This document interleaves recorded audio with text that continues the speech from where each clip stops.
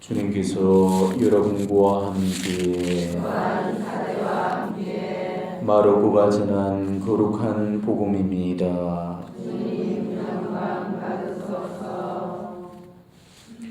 그때 예수님께서 디로 지역을 떠나 시돈을 거쳐 데가폴리스 지역 한가운데를 가로질러 갈릴레아 호수로 돌아오셨다.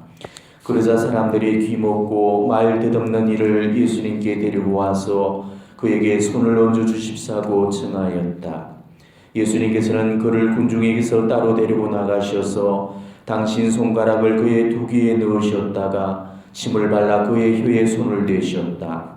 그러고 나서 하늘을 우러러 한숨을 내쉬신 다음 그에게 에파타 곧 열려라 하고 말씀하셨다. 그러자 곧바로 그의 귀가 열리고 묶인 혀가 풀려서 말을 제대로 하게 되었다. 예수님께서는 이 일을 아무에게도 말하지 말라고 그들에게 분부하셨다. 그러나 그렇게 분부하실수록 그들은 더욱더 널리 알렸다. 사람들은 더할 나위 없이 놀라서 말하였다. 저분이 하신 일은 모두 훌륭하다. 귀먹은 이들은 듣게 하시고 말 못하는 이들은 말하게 하시는구나. 주님의 말씀입니다. 그리스도님 찬양합니다.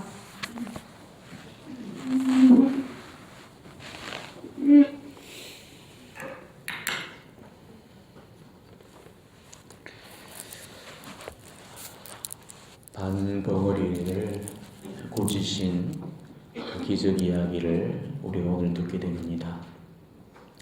귀먹고 말 더듬는 이 이렇게 표현이 되죠. 귀먹고 그러면 어떤 장애죠? 청각장애. 또 말 더듬는 이 언어장애. 그러니까 청각과 언어의 장애를 가지고 있는 사람이죠. 이런 사람들을 우리가 한마디로 오늘날 뭐라고 부르죠? 농아인 혹은 청각장애인 이렇게 부르거든요. 흔히 우리가 말하는 이 농아인 혹은 또 청각장애인은 듣지도 못하고 말하지도 못하는 그런 사람들을 일컫는 사회적인 용어죠. 근데 우리가 이 한자를 보게 되면은 농아 할 때 이 농자는 귀머거리 농자, 또 이 아자는 아이 한자입니다. 그리고 청각장애인 할 때 이 청각장애인은 청력이 약하다든지 또 전혀 청각의 기능을 상실해서 들을 수 없는 그 사람을 청각장애라고 그러거든요. 그러니까 농아라든지 청각장애는 둘 다 어떤 기관에 지금 문제가 있는 거죠? 귀에 문제가 있는 거죠. 귀머거리 농자, 농아, 청각장애니까 다 청각기관에 문제가 있는 그런 사람을 일컫는 용어입니다. 근데 귀를 먹게 되면은 사람은 말을 더듬게 되어 있어요. 성대가 고장이 나서 말을 못하는 것이 아니고 귀가 먹었기 때문에 말을 못하게 되는 겁니다. 인간은 귀에 들려지는 그 소리를 통해서 이 발성을 배우게 되거든요. 그렇기 때문에 이 발성이 되려면 먼저 이 귀가 열려져야 되는 거예요. 농아들은 대부분 농아들끼리 이렇게 결혼을 하게 됩니다.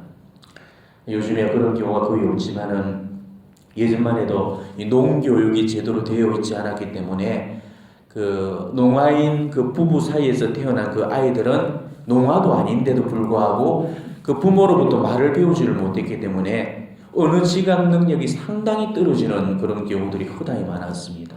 그러다 보니까 농아도 아니면서도 농아처럼 살아갈 수밖에 없는 이런 불행한 그런 처지까지 가게 되는 거죠.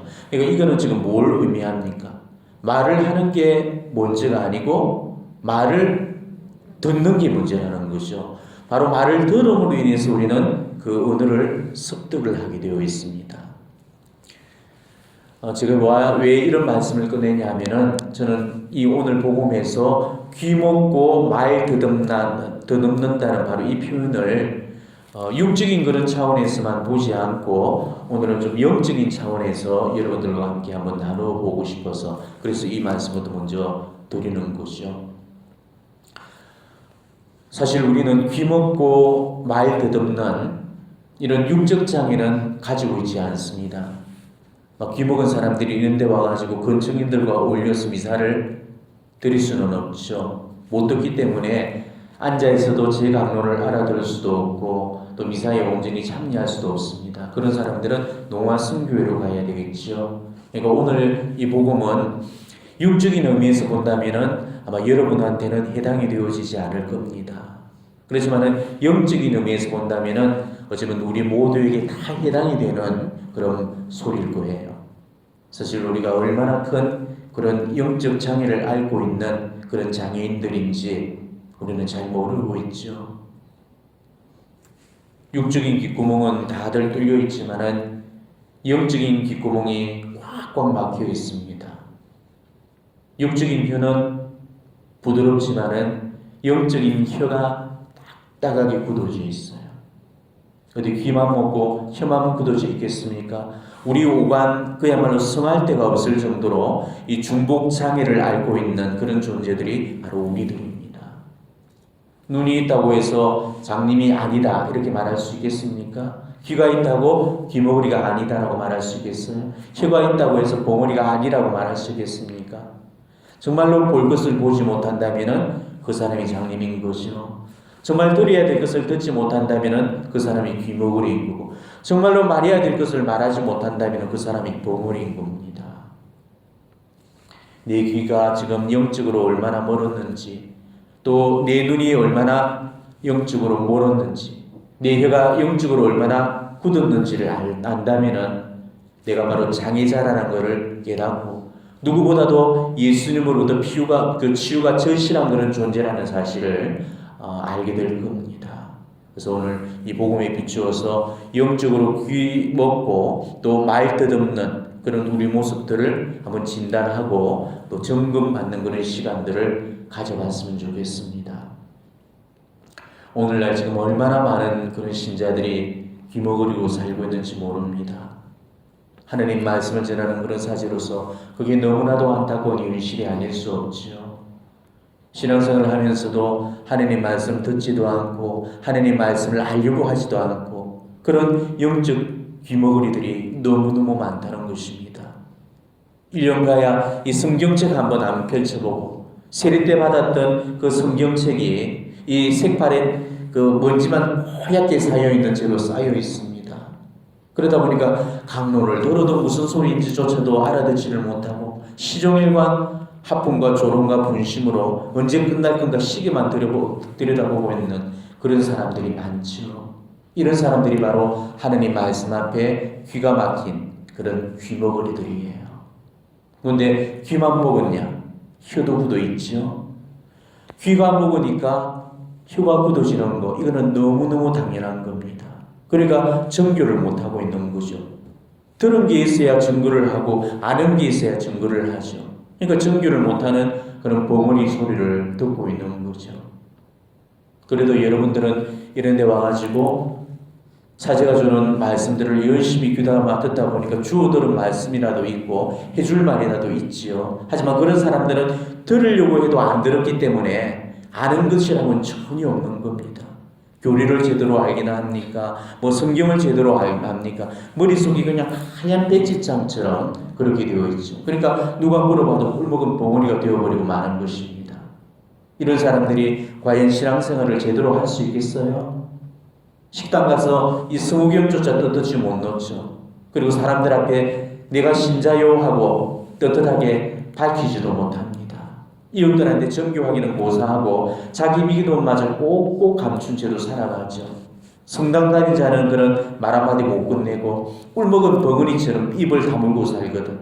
이런 사람들이 바로 하느님 말씀과 그분 복음 말씀 앞에 영적인 벙어리인 거죠. 사람의 아들이 올 때 이 세상에 믿음을 찾아볼 수 있겠느냐? 예수님께서 탄식을 하셨던 바로 이 말씀이 지금 우리 시대를 향해 내려지는 그런 말씀이라는 사실을 아셔야 됩니다. 날이 가면 갈수록 이 믿음의 쇠락을 우리는 절감하고 있죠. 불과 반세기도 되지 않아서 그 구교 시절의 믿음이 마치 호랑이 담배 피던 그런 시절의 얘기인 것처럼 전설이 되어버렸습니다. 요즘 어느 본당에서든 이 가톨릭 신자들한테 영적인 모습을 찾아보기가 너무 어려워졌습니다. 여러분 본당의 신자들 한번 가만히 보십시오. 특히 절대 다수를 차지하고 있는 그 주일 신자들 한번 보십시오. 좋은 말로 주일 신자지 까놓고 말하면 주일만 신자죠.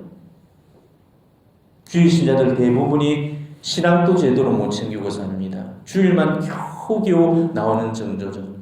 일주일 내도록 하나님 이름 한번 안 부르고 기도 한번 안 하고 살다가 주일 미사만 겨우 참여하는 사람들이 대부분이에요. 이렇게 자기 앞가림도 제대로 못하는데 기도가 어디고 전교가 어디 있겠어요. 열심한 신자들이라고 별반 사실 다를 바가 없죠. 본당의 레지오를 한번 보십시오. 지금까지 한국교회에서는 이 레지오가 우리 한국교회의 영성을 이끌어왔던 그런 영적 기둥이었죠. 레지오 하는 분들이라면 그나마 그 본당에서 열심한 축에 속하는 편입니다. 좀 열심하다 싶은 사람들은 다 레지오는 기본입니다. 근데 그런 레지오가 오늘날은 얼마나 영적인 힘을 잃어버렸습니까?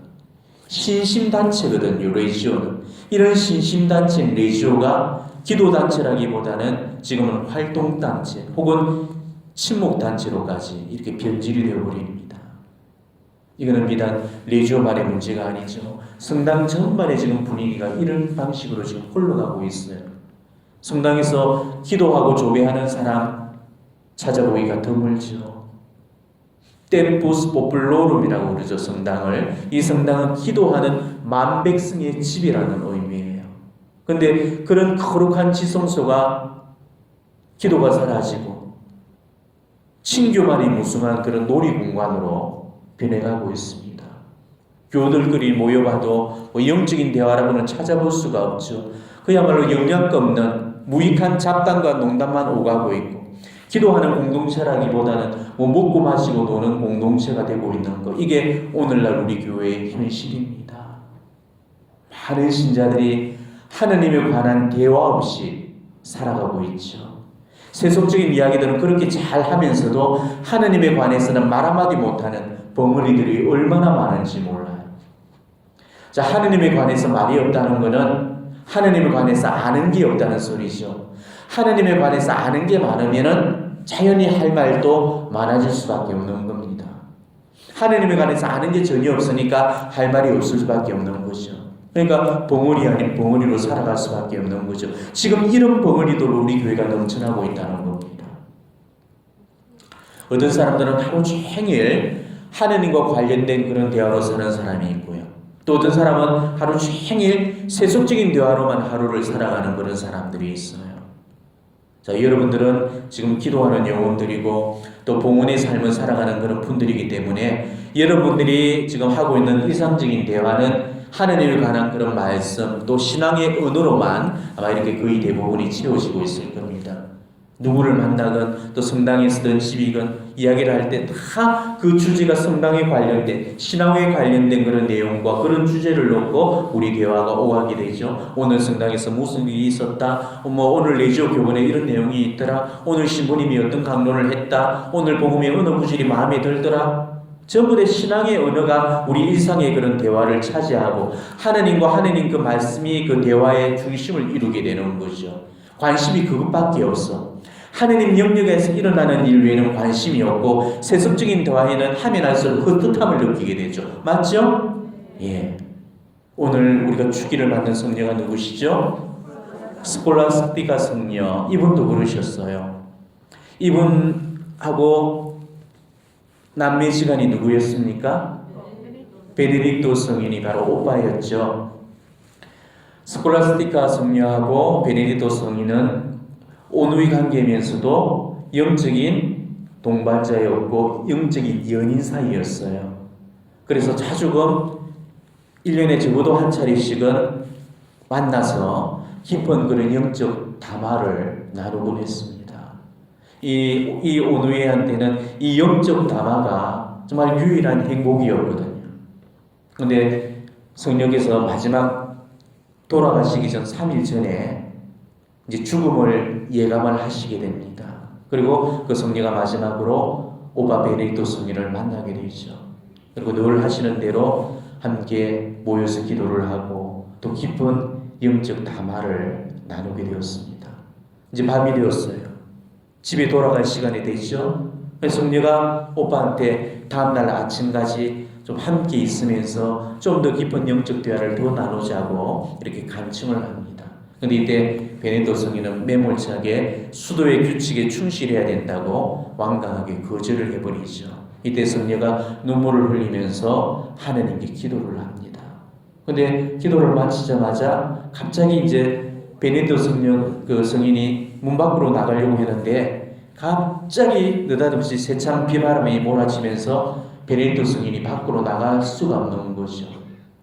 바로 하느님께서 그 성녀의 기도에 응답을 주셔서 천둥 번개와 옥수 같은 그런 비를 내려주셔서 남매는 밤새도록 이 영적인 생활과 천상 생활의 기쁨에 관해서 마지막으로 깊이 있는 그런 대화를 나누셨다고 해요. 그리고 그 만남이 있은 후 3일 후에 성녀 스콜라스티카께서는 성천을 하셨다고 합니다. 이렇게 하느님은 영적 담화를 고려하는 성녀의 마지막 소원을 이런 방법으로 이루어주셨다는 거죠. 자, 이 일화가 우리에게 지금 전해주고 있는 그런 내용이 뭐겠어요? 영적 담화란 것이 하느님 대전 앞에서 그만큼 무한한 가치를 가지고 있고 정말 하느님께서 크게 기뻐하신다는 것을 드러내주는 그런 일화죠. 여러분도 이런 영적 대화를 좋아하시죠? 아마 하느님께서도 아마 여러분이 나누시는 그런 영적 대화를 그 누구보다도 더 많이 축복을 해주시리라 믿습니다. 영적인 대화를 좋아하는 그런 여러분들도 그만큼 영적 대화를 좋아한다는 이 말은 여러분의 영이 그만큼 깨어있다는 소리거든요. 영이 깨어있지 않는 사람들은 절대 영적인 대화를 나눌 수가 없습니다. 그 사람들의 대화의 주 내용은 세속적인 그런 내용들로 가게 되는 거죠. 그렇지만 여러분들이 지금 이렇게 영이 깨어있다고 해서 처음부터 여러분의 귓구멍이 뚫려 있었고 혀가 풀려 있었던 거 아니었죠? 하나님에 관한 그런 말씀들을 자꾸 듣다 보니까 막혀있던 귀가 그만큼 이렇게 뚫리는 거고 하나님의 말씀을 자꾸 입으로 이렇게 하다 보니까 굳어있던 혀가 그만큼 풀려진 겁니다. 그러니까 우리가 하나님께 충실하면 충실할수록 영적으로 더욱더 민감해지는 거예요. 근데 이거하고는 정반대로 하나님의 말씀을 듣지도 않고 하지도 않게 된다? 이러면은 결국은 귀가 막히게 되고 혀가 굳어지면서 영적으로 둔감하고 무지하게 되는 거죠. 주변에 이런 사람들 많죠. 우리가 구태여 멀리 볼 이유도 없습니다. 지금 신앙을 떠나 살고 있는 여러분들의 자녀들이나 남편을 보십시오. 하나님 말씀 앞에 그들의 귀가 얼마나 막혔고 또 그들의 혀가 얼마나 굳어 있는가. 그들은 지금 벙어리, 귀머거리로 살아가고 있거든요. 그들이 나누는 그런 이상적인 대화를 한번 유심히 들여다보십시오. 그들 입에서 과연 신앙적인 이야기, 영적인 이야기, 영혼에 유익이 되는 그런 이야기를 들어볼 수가 있습니까? 전혀 없죠. 그들이 나누는 대화라는 것은 그저 저속하고 비속한 그런 대화가 전부인 겁니다. 세속적인 대화에는 입이 다물어지지 않지만은 영적인 대화에서는 입이 열리지 않을 거예요. 이게 바로 영적인 봉헌이라는 증거죠. 아까도 제가 말씀드렸다시피 듣는 게 문제라고 했습니까? 말하는 게 문제라고 그랬습니까? 듣는 게 문제라고 그랬죠. 입이 열려줘야만이 입이 열리려면 먼저 귀부터 뚫려져야 되는 거죠. 하느님의 말씀을 제대로 들어야만이 그때 비로소 제대로 말을 할 수가 있는 겁니다. 막혀 있는 귓구멍이 뚫려야만이 그 말씀이 입을 통해서 비로소 흘러나올 수가 있는 거죠. 하느님의 말씀이라는 것은 귀로 들어갔다가 입으로 나오게 되거든요. 그러니까 개인이든 공동체든 그 개인이 혹은 그 공동체가 반듯하게 쓰기 위해서는 하느님 말씀이 그 중심에 세워져야 되는 거예요. 교회도 하느님 말씀이 중심에 서야 되는 거고 가정도 하느님 말씀이 중심에 서 있어야 됩니다. 말씀으로 세워진 개인, 또 말씀으로 세워진 가정, 말씀으로 세워진 교회 절대 무너지지 않죠. 비바람이 불고 폭풍이 몰아치더라도 반석 위에 지어진 집은 무너지지 않듯이 말씀으로 세워지는 그 집은 절대 무너지는 법이 없어요. 자, 그렇다면 여러분은 얼마나 지금 하느님 말씀으로 세워져 있습니까? 열심한 듯 보여지지만은 사실 열심한 듯 보이는 그런 사람들도 사실 깨놓고 보면 말씀으로 무장된 그런 사람들이 흔치 않아요. 하느님 말씀이 자기 삶을 지배하는 원리고 또 자기 삶이 지표가 되고 있는 그런 사람들이 참 드뭅니다. 말씀은 많이 듣고 또 들어서 잘 알지만은 그 말씀을 적용하면서 사는 사람들이 드물다는 거예요. 그 말씀을 읽기만 하는데 그치는 것이 아니고 그 말씀을 새기고 그 말씀을 묵상하고 나아가서 그 말씀을 실천하고 그 말씀을 증거하는 그런 사람이 되어야 되거든요. 조금 전에 복음을 봉독하면서 아마 저와 더불어서 여러분도 했던 행위가 뭐죠? 이마에 십자가를 긋고 입술에도 십자가를 긋고 가슴에도 십자 표식을 했을 거예요. 이게 뭘 의미합니까? 바로 내 몸에 십자가를 끄면서 말씀을 내가 잊지 않고 기억을 하고 입술로서 내가 증거를 하고 내 가슴에 깊이 새기겠다는 서약이죠. 십자가를 내 몸에 끄면서 내가 지금 그런 소원을 드리는 거예요. 그렇다면 우리는 지금 이 약속대로 내 삶에서 일어나는 그 모든 일들을 하느님 안에서 해결하려고 하고 모든 사건들을 하느님 말씀으로 풀이하고 하느님 말씀을 벗어나가는 그릇 쓰지 않고 하느님의 말씀으로 살아가야 되는 것. 이런 사람이 말씀으로 무장된 사람이죠. 말씀을 많이 한다고 해서 또 말씀을 많이 외우고 있다 해서 말씀대로 사는 그런 사람이 아닙니다. 제 아무리 성경을 송금 들여다보듯이 꿰뚫고 있다고 해도 그 사람의 말씀으로 사는 사람은 아니에요. 말씀을 놓고 기도하면서 그 말씀을 자기 삶에 그대로 녹여서 체현시키는 그 사람이 비로소 말씀을 살아가는 사람이거든요. 예를 들어서 내가 지금 누군가가 미워질 때도 내 감정이 올라오는 대로 내가 행동하지 않고 정말 그런 순간일수록 조용히 기도상 앞에 머물러서 내 마음의 평화와 내적 고요와 잠심 속에서 먼저 말씀부터 펼쳐들 수 있는 그런 사람이 되어야 되는 거죠. 성경에 우리가 보면은 성경의 어떤 용어라든지 또 용서에 관련되는 그런 성구들, 그런 장면들이 좀 많이 나옵니까? 이런 7번이라도 용서하여라. 아버지, 저들을 용서해 주십시오. 그들은 자기가 무슨 일을 하는지 모릅니다. 또 바울 사도는 뭐랬죠? 스스로 복수할 생각을 하지 말고 하느님 진노의 손길에 맡기십시오. 얼마나 많아. 그러니까 지금 내 한때에 해당되는 그 하느님의 말씀을 찾아서 펼쳐놓고 정말로 그 말씀을 붙들고 앉아서 끙끙거리면서 말씀대로 한번 살아보리라 하는 것. 그래서 악한 그런 어떤 악으로 가득 찬 격한 마음을 하느님 말씀으로 내가 쭉 누그러뜨리고 하느님 자비와 정의의 손길에 맡겨드리면서 미워하는 그 사람을 정말로 하느님께 봉헌할 줄 아는 그 사람이 하느님의 말씀을 진짜로 따라서 살아가는 사람인 거예요. 혹은 내가 어떤 문제가 있고 어떤 근심 걱정이 쌓여 있다든지 혹은 절망과 체념하는 그런 순간에 정말 거기에 해당되는 말씀이 뭘까를 찾아보고 정말 그 말씀을 부여잡고 묵상하고 기도하면서 그 말씀 속에서 희망을 길어 올릴 수 있는 그 사람이 진짜로 말씀을 사는 사람이겠죠. 하나님께서 우리에게 절망하고 있는 우리에게 희망과 용기를 주는 그런 말씀들을 얼마나 많이 하십니까? 보라, 내가 세상을 이겼다. 나가 겁내지 마라, 용기를 내어라. 그리고 걱정하지 마라, 내가 너를 떠나지도 않고 버리지도 않겠다. 우리가 바로 이런 말씀들을 의지해서 내 흩어진 마음들을 조율하고 하나님께 신뢰를 둘 줄 아는 그런 사람이 진짜 말씀으로 살아가는 사람이거든요. 하나님은 그때그때 내가 필요로 하는 그런 상황에서 가장 시적절한 말씀으로 나를 이끄시고 도움을 주고 계십니다. 아마 여러분들도 그런 경험 다 하실 거예요. 내가 성경을 펼쳤는데 지금 나한테 꼭 들어맞는 그런 말씀이 주어진다든지 내가 말씀 복기를 했는데 그 말씀이 지금 내 상황에 꼭 맞는 그런 말씀이라든지 아니면은 그날 매일 미사에서 유난히 어떤 말씀이 지금 내 영혼을 울리고 또 그날 주시는 그 사제의 강론이 내 마음을 울리고 때리는데 그럴 때가 많죠.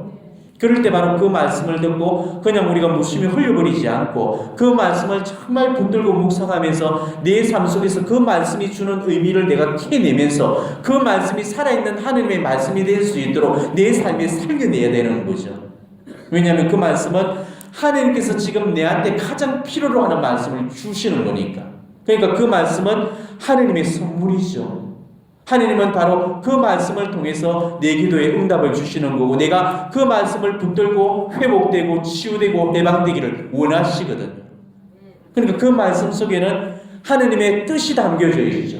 그런데도 우리는 그걸 못 보고 하느님의 선물을 흘려버리는 경우들이 얼마나 많습니까?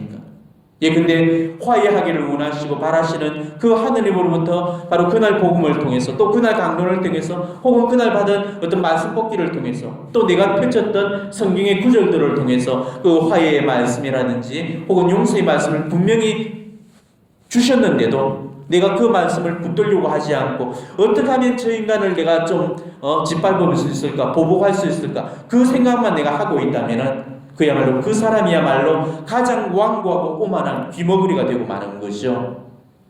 하나님께서 말씀을 통해서 지금 그 영혼을 일깨워주려고 하시는데도 성령께서 하시는 그 활동을 막아버리고 성령의 역사를 거부하고 하나님이 주시는 그 말씀을 백집해버린다면은 그거는 말씀을 듣지 못하는 게 아니고 말씀을 듣지 않는 거죠. 귀가 먹은 게 아니고 귀를 막은 겁니다. 이런 게 바로 완고한 귀먹음이에요. 이런 완고한 귀머거리가 제일 겁나고 무서운 귀머거리인 거죠. 느슨하게 신앙생활을 방만하게 살아가는 그런 귀머거리보다도, 그리고 신앙을 던진 그런 세속적인 귀머거리보다도 훨씬 더 지독한 귀머거리가 바로 이런 완고한 귀머거리예요.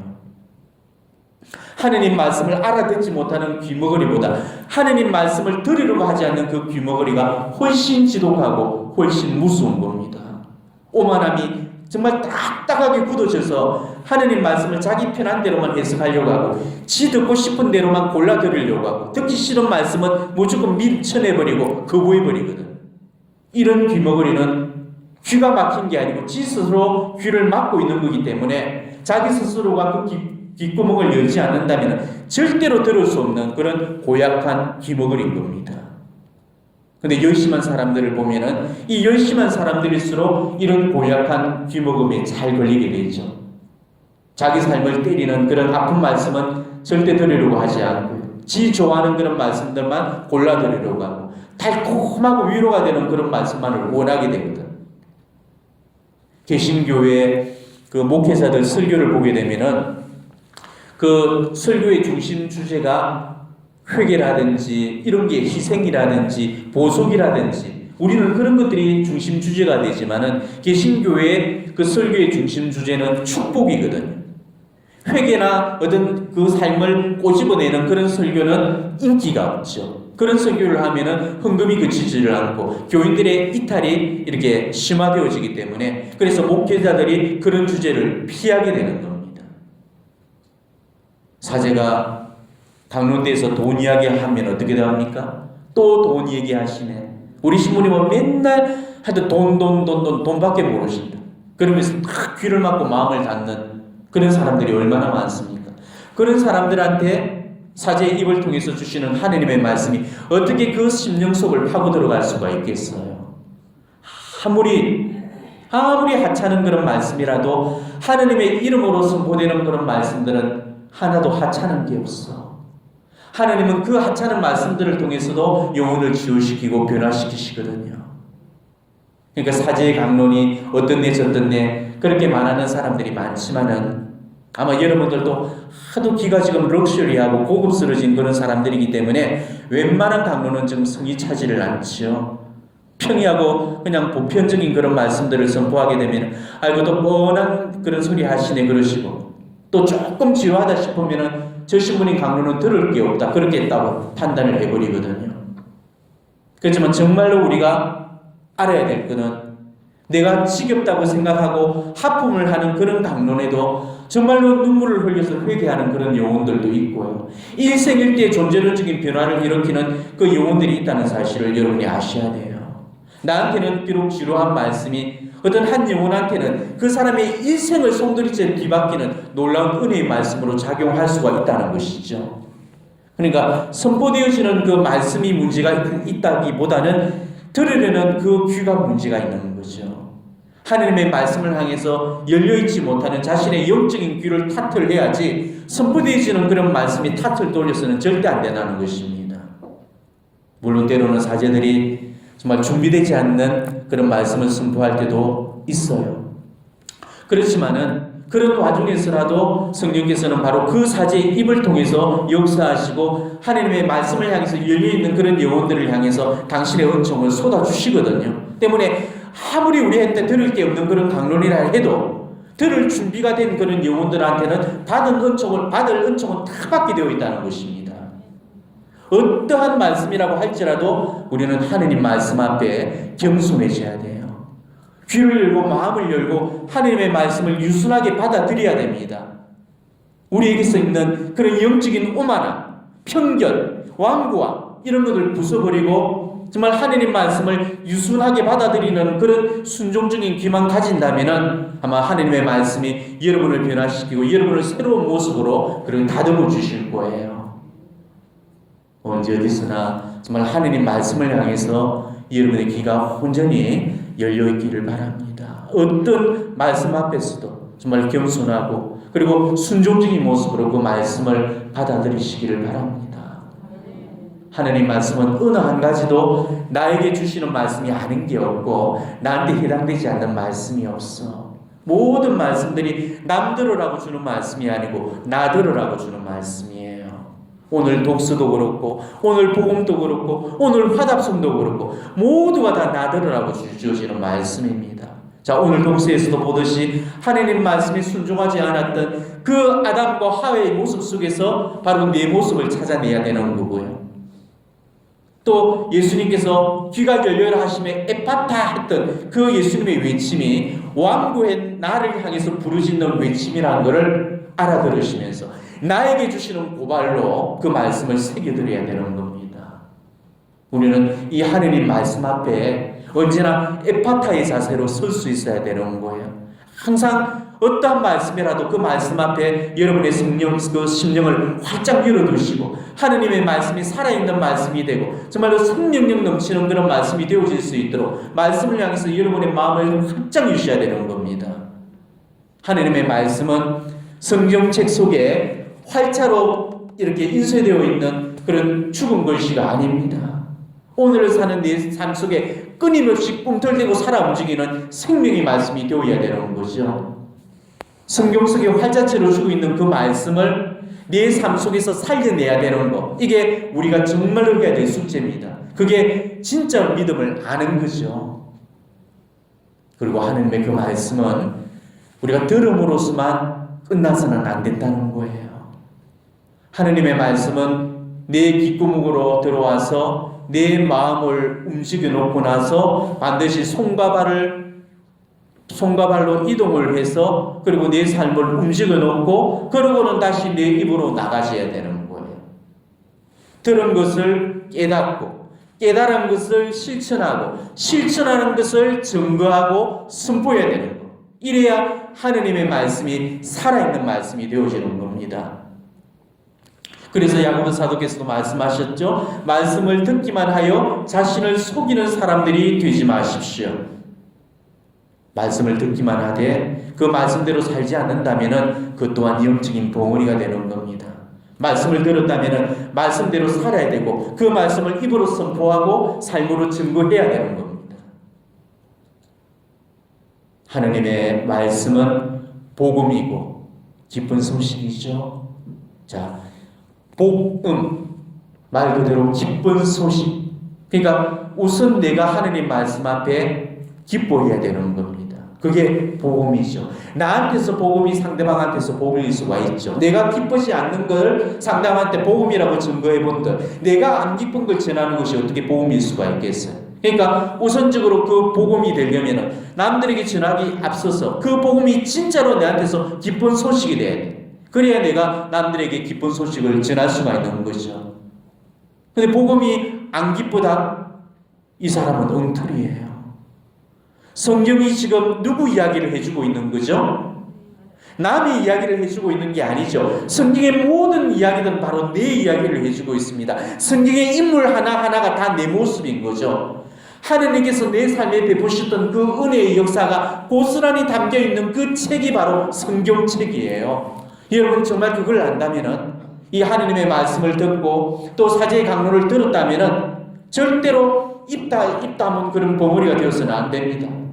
하나님께 정말 찬미와 감사와 기쁨과 찬양으로 하나님께서 내 삶에 베풀어 주셨던 그 위험을 찬양하고 하나님께서 내 삶에 이루신 놀라운 업적을 남들에게 이야기하고 증거해 줘야 되는 거죠. 그 말씀을 여러분의 심령 속에만 가둬놓지 않고 사람들에게 당당하게 선포하고 증거해야만 하시는 겁니다. 오늘 신부님 강론 너무너무 좋더라. 그게 다가 아니죠. 거기서 끝나서는 안 되는 겁니다. 제가 강론 가요 무대에 서서 여러분한테 노래 테스트 받듯이 여러분한테 제 강론 검증 받으려고 지금 이렇게 강론하는 거 아니죠? 제가 여러분한테 강론하는 목적은 오로지 한 가지입니다. 하느님 말씀을 통해서 여러분을 깨고 부수고 쪼개고 다듬어서 정말로 여러분이 하느님의 말씀을 통해서 생명과 구원의 길로 나아가시고 또한 여러분들을 통해서 수많은 영혼들을 회개의 길로 이끌기 위해서 그래서 저는 여러분에게 강론을 하는 거예요. 그렇다면 여러분들도 마찬가지죠. 여러분들이 제 강론을 듣고 그 말씀을 자기 안에서만 가둬놓는다면 하느님의 말씀은 그냥 죽어버리고 마는 겁니다.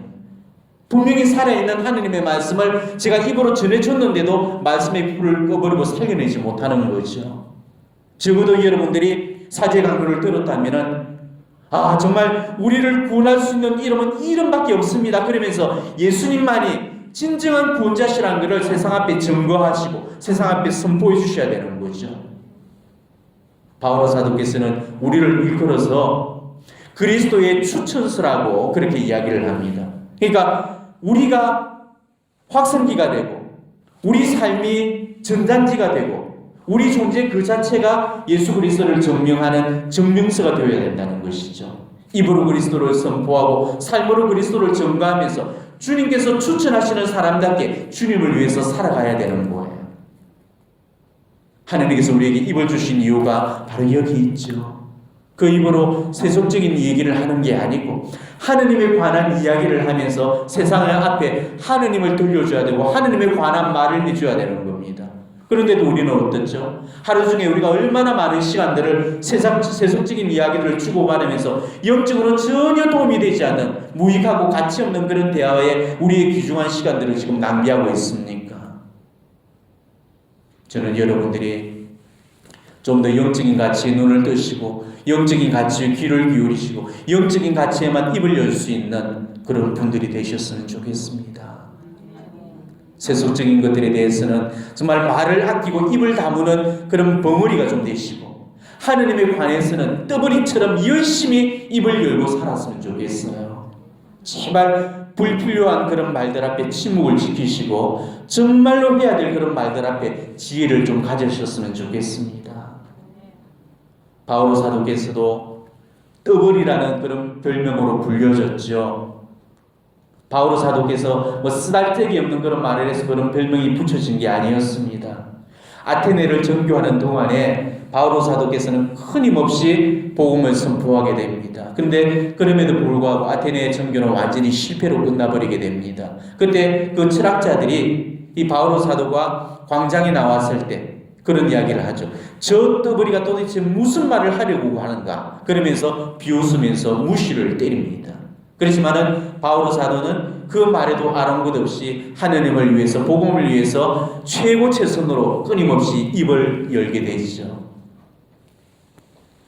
내 말씀을 들어주는 곳에서는 입을 열기가 참 쉬워요.